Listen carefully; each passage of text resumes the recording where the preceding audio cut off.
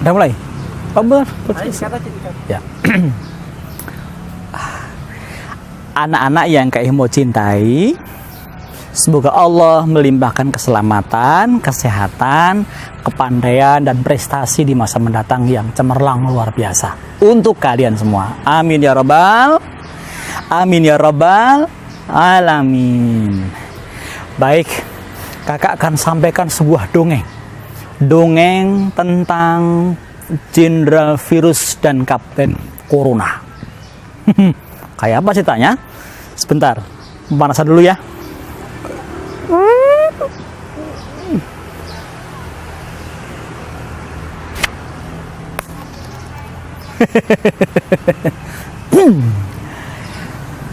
Suatu hari ada sebuah pesawat meluncur dari negeri penyakit dipimpin oleh Jenderal Virus dan Kapten Corona. Di sana juga ada Kapten SARS, ada Kapten Virus yang lainnya. Mereka semua menuju ke tempat kita ini.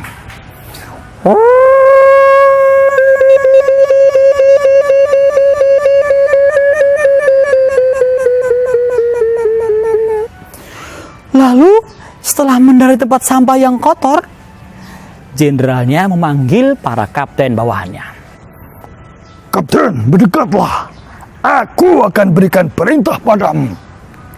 Para kapten mendekat. Siap, Jenderal. Adakah perintah untukku? Ya.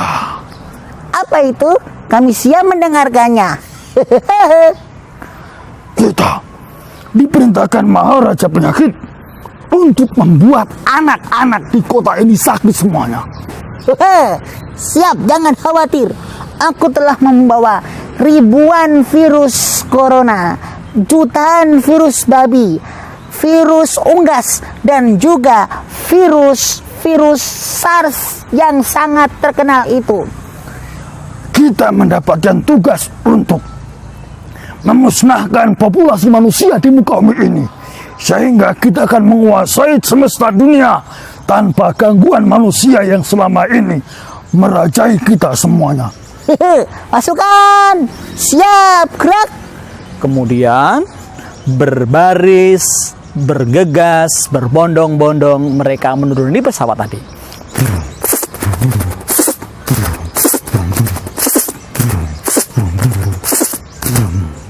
Wah, rupanya mereka menyebar kemana-mana di kalangan anak-anak, sejak bayi sampai anak-anak sekolah SD, remaja, SMP, SMA, orang dewasa yang sudah kuliah, bapak-bapak, ibu-ibu, sampai orang tua pun mereka menyerang, mereka serang, tak ada yang tersisa.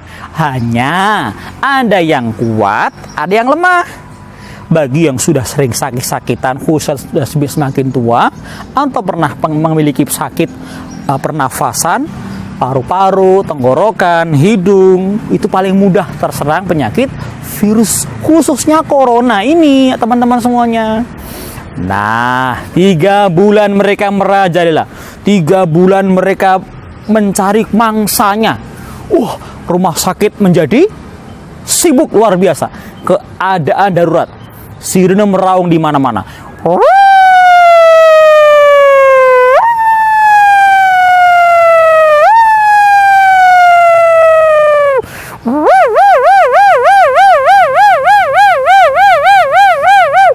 Bahkan ada yang dijemput dari pedalaman dengan helikopter.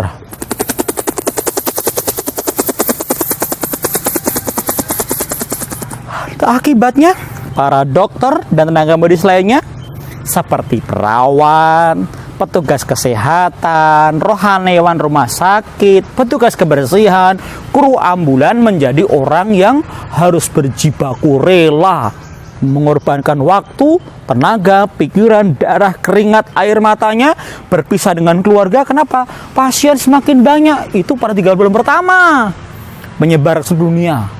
Ini keadaan berbahaya, teman-teman semuanya.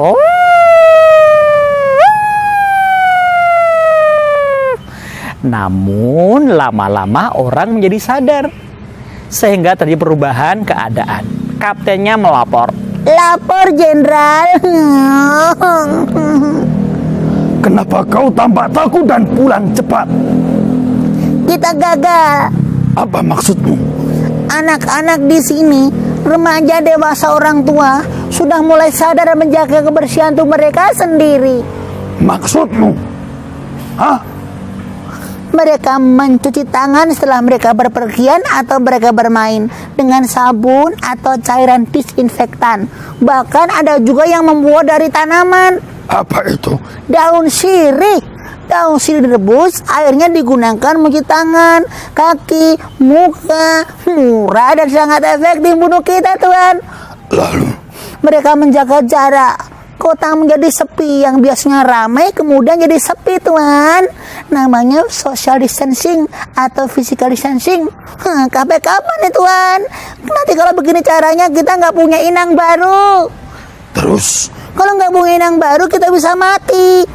Waduh, bahaya!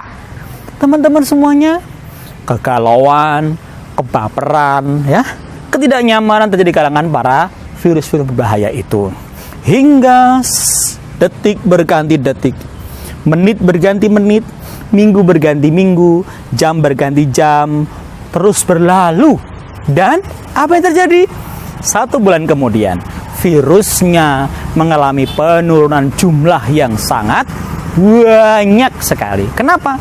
Mereka tidak punya inang baru untuk mereka tinggal dan berbiak. Tetapi masih ada juga yang teledor. Ada seorang ayah dan ibu, laki perempuan, naik mobil nih, din, melewati kota kita. Suaminya badannya kurus, kutilang darat, kurus tinggi rasi, dadanya rata kayak Kak Imo ini. Kemudian istrinya, wow, sangat berbobot. Tanda makmur, tanda tercukupi kebutuhan hidupnya, apalagi soal konsumsi. Wah, ibu ini seorang yang hobinya makan. Nah, karena ia senantiasa kurang kontrol dengan makanannya, ya banyak bahan-bahan makanan yang mengandung racun, pengawet, pewarna, dan sebagainya. Kemudian menjadikan badan dia lemah. Meskipun besar, di mobil itu menuju ke sebuah supermarket. Tetapi rupanya sang ibu tadi terpapar infeksi virus corona, meskipun tidak merasa sakit seperti lehernya, seperti panas terbakar, batuk kering, kemudian tak sembuh-sembuh, pening yang sangat berat, ya, diare berkepanjangan. Ini masih awal, tetapi sudah ada isi paru-parunya. Hingga naik mobil itu, ia buka kaca otomatis, klik, ia bersin. Berhamburan dropletnya, berhamburan ingus lendir dari dalam mulut dan hidungnya. Ia seka dengan tisu, tisunya ia lempar keluar.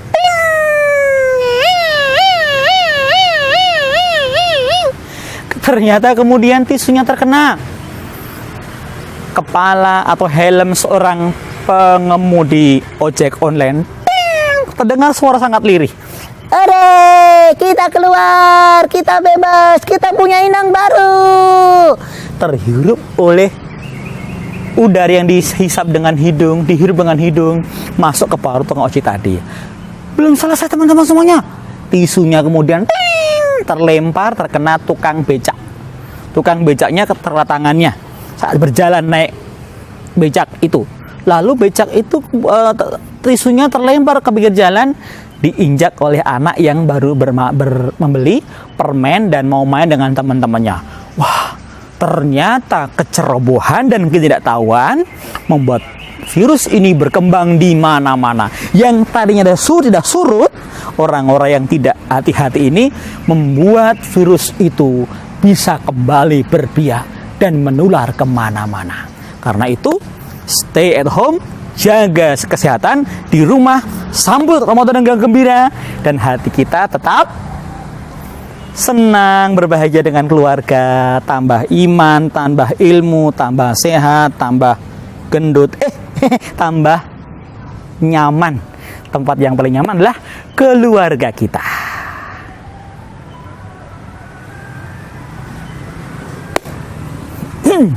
Terakhir.